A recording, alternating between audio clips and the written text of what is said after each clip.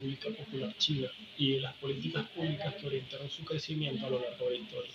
Es por ello que junto a mi compañero Leonardo Valera, Diego Escalante, Alexis Marcano, Natalia Serpa, Oriel Rodríguez y Richard Hidroco, y hablaremos un poco de estas políticas que orientaron el crecimiento de esta gran potencia como la es hoy a nivel mundial.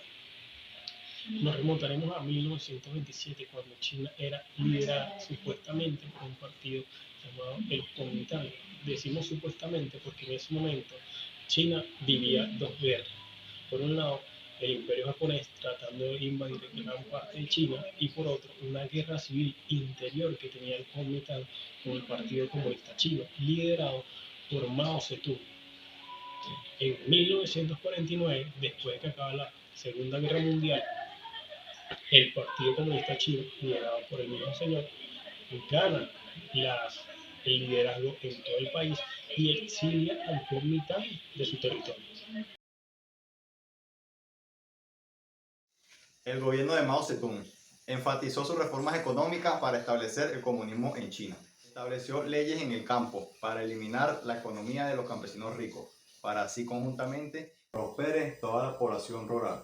Sus políticas públicas para la recuperación económica se dividieron en 3 planes quinquenales. El primer plan quinquenal fue de 1953 a 1957, donde básicamente era centrarse en los 156 proyectos de construcción diseñados con la ayuda de la antigua Unión Soviética y crear las primeras bases para el socialismo en China de la industrialización. El segundo plan quinquenal, o también llamado el Gran Salto Adelante, inició en enero de 1958. Mao lanzó el segundo plan quinquenal para transformar a China de una nación agraria a una nación industrializada. Bajo este programa económico, los agrícolas relativamente pequeños se habían formado y fusionado para crear así comunas populares mucho más grandes. Es así como también muchos campesinos fueron llevados a la construcción de infraestructuras masivas y la extracción de hierro y acero. Este plan fue un modelo alternativo al soviético sobre la industria pesada. Vale la pena destacar que este plan fracasó debido a que generó una hambruna con la combinación de 4 malas cosechas en China. Esta hambruna se cobró la vida de alrededor de 60 millones de personas.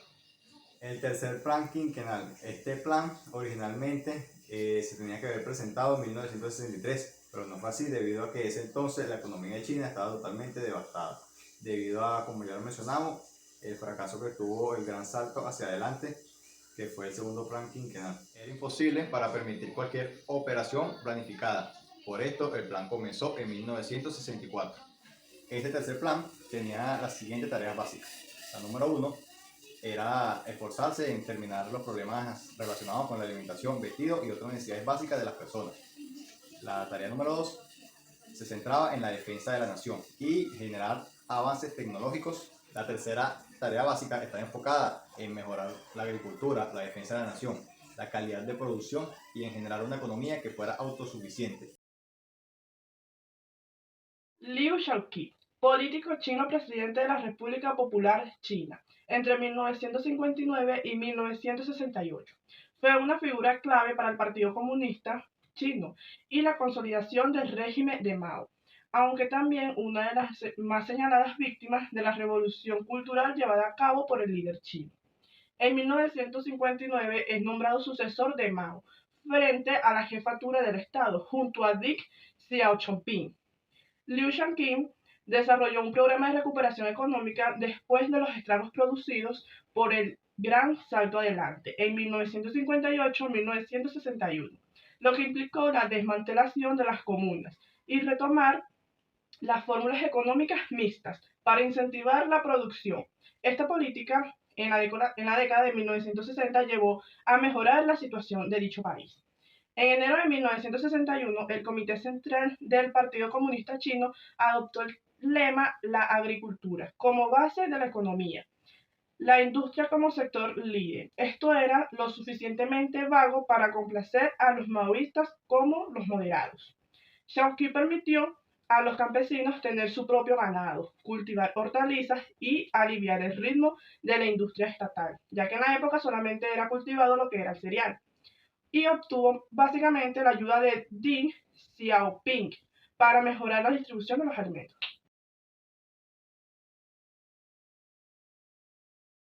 Soy Alexis Marcano y le voy a hablar sobre Lin Xinyan. Lin Xinyan nació el 23 de junio de 1909 y murió el 21 de junio de 1988. Fue el tercer presidente de la República Popular de China durante los años 1983 y 1988, integrando el Partido Comunista Chino bajo el mando del líder supremo Deng Xiaoping.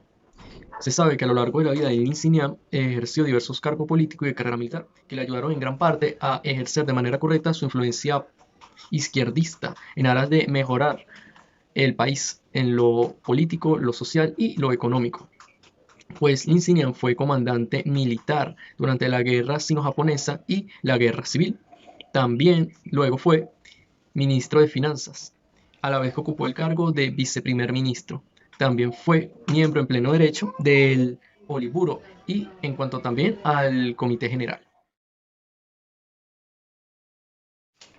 Ahora hablaremos sobre las políticas públicas que implementó en su gobierno para mejorar la economía del país, pues Lin Xinyan era descrito como un político comunista ortodoxo o más parecido al estilo soviético, pues creía firmemente en la planificación central y en la conformidad sociopolítica. Por lo tanto, estaba en contra de los ideales de reforma económica radical que tenía el líder supremo Deng Xiaoping. También Li Xinyan fue en gran parte responsable de redactar un plan de 10 años en 1978 de corta duración que tenía como objetivo implementar una economía parecida a la soviética que se basara en la industria pesada y en la producción de energía. También Li Xinyan pudo desempeñar un papel clave en el bloqueo de las privatizaciones y en el mantenimiento del control de varios sectores de la economía, pues también promovió los valores políticos y culturales de distintos comunistas clásicos. Jiang Shangkun, nacido en la provincia de Tongnan en el año 1907, fue presidente de la República Popular de China entre el año 1988 y 1993. Fue uno de los más poderosos miembros de la denominada segunda generación del Partido Comunista Chino y mano derecha de Deng Xiaoping durante su mandato. También es considerado uno de los 8 inmortales, los fundadores de la República Popular de China. Se unió a las filas comunistas en 1926 y fue enviado a estudiar en la Universidad Sun Yat-sen de Moscú, centro de formación para los cuadros del partido, donde formó parte de la corriente estudiantil partidaria de propagar la revolución a las ciudades. Regresó a China en 1930, participando en la larga marcha de 1934 hasta 1935, y una vez establecido el cuartel general comunista en Yan'an, contribuyó a la organización del Ejército Rojo durante la guerra contra Japón entre el año 1937 y 1945, aunque no llegó a desempeñar cargos de relevancia dentro del partido. En 1988 fue nombrado presidente de la República, un cargo más simbólico que real, ya que el verdadero poder del Estado recae en el jefe del Partido Comunista y el Politburo. No obstante, dio muestras de su considerable poder con la ocasión del movimiento democrático de la primavera de 1989. Fue Yang quien ordenó, con el beneplácito de Deng, el aplastamiento de las protestas estudiantiles de la plaza de Tiananmen, llevado a cabo por el 27º Ejército al mando de uno de sus sobrinos, Jiang Xianghua. Fue tal la influencia que llegó a adquirir dentro del Ejército de Liberación Popular que a principios de los años 90 algunos lo denominaban el ejército de la familia Yang. El propio Deng Xiaoping acabó desconfiando de las intenciones de su viejo camarada, le relegó de sus cargos militares en 1992 y no apoyó su candidatura a la secretaría del partido cuando él se retiró en 1993. Pese a todo, Jiang Shangkun siguió siendo una figura relevante del régimen como líder histórico y uno de los 8 inmortales, los fundadores de la República Popular de China. El presidente de la República Popular China en el periodo de 1993 al 2003, Jiang Zemin, fue un impulsor y propulsor de las políticas públicas dentro del país. Algunos de estos impulsos que realizó el presidente Jiang Zemin fue las grandes reformas económicas y el sentamiento de las bases del crecimiento económico en China.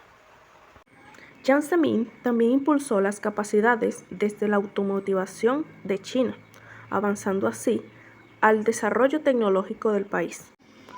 Como así abrió la economía china al mercado internacional de comercio. Esto ayudó a que la economía de China creciera muy altamente desde que se comenzaron esos tratos. Bien, fue un gran propulsor y defensor de los derechos humanos, poniéndolos en sí como derecho principal de los ciudadanos.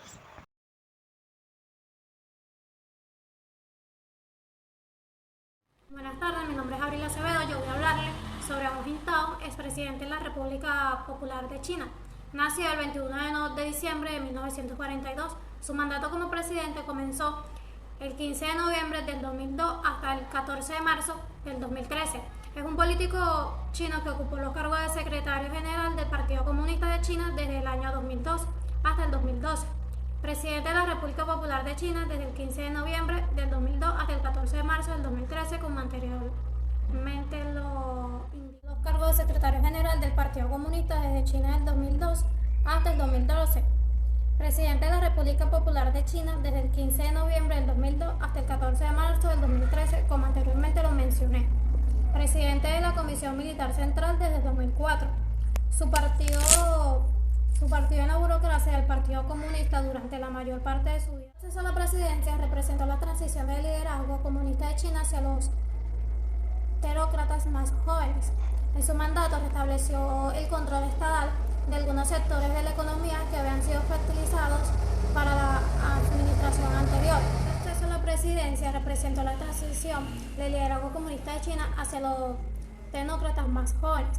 En su mandato restableció el control estatal de algunos sectores de la economía que habían sido flexibilizados por la administración anterior. Presidió casi una década de constante crecimiento y desarrollo económico que consolidó una China como una gran potencia mundial.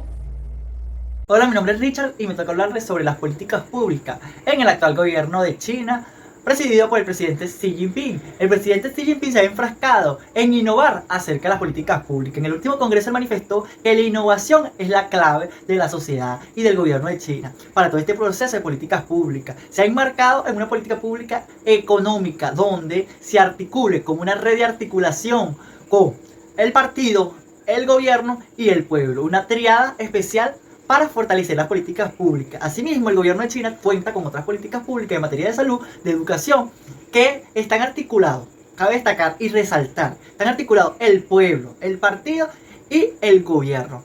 Esto con una dirección de innovar acerca de las políticas públicas, donde se genera actualmente una política eficaz en materia económica, en materia de seguridad, en materia de salud y en materia de alimentación, entre otras políticas públicas que está llevando el actual gobierno de China. Podemos destacar que China y su compromiso socialista de esta sociedad se ha profundizado en este gobierno y ha generado una igualdad, una equidad entre la sociedad china. Muchas gracias.